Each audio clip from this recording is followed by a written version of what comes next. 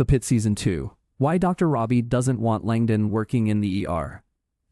Robby has been icing Langdon out for all the Pitt Season 2 thus far, but has finally given some insight into how he's feeling. From relegating him to triage for hours to literally ducking him in the hallways, Robby has done everything he can to interact with Langdon as little as possible since the latter's return to work after Dr. Santos unearthed his drug abuse. For his part, Langdon has been nothing but sincere and agreeable since the character's return in the Pitt Season 2. Has accepted everything that Robby's thrown his way and has even gone so far as to be completely transparent with patients about his situation. Langdon has offered apologies to everyone from Louis to Dana Mel to Robby and accepted their responses, which have ranged from unconcerned to unreceptive. The Pitt has been nudging the two toward each other for the past several episodes. Robby and Langdon found themselves working together to attempt to save a patient's life, and in the debrief of Louis' devastating death, they found themselves knowing him better than any of the other doctors. Yet none of it seemed to warm Robby to Langdon's presence.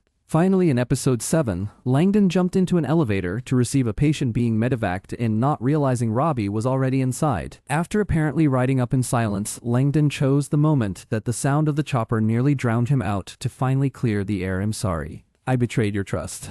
I betrayed our patient's trust. And am really fucking sorry.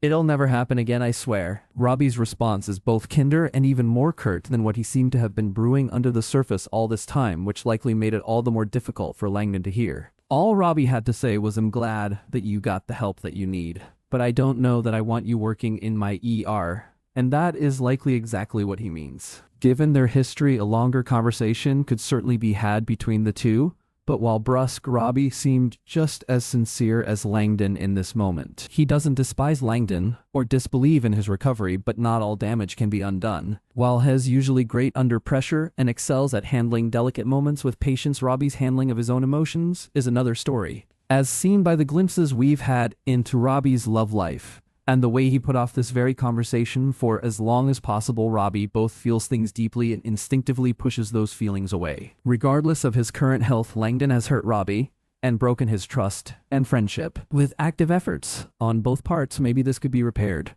But that is not something Robby will be eager to do.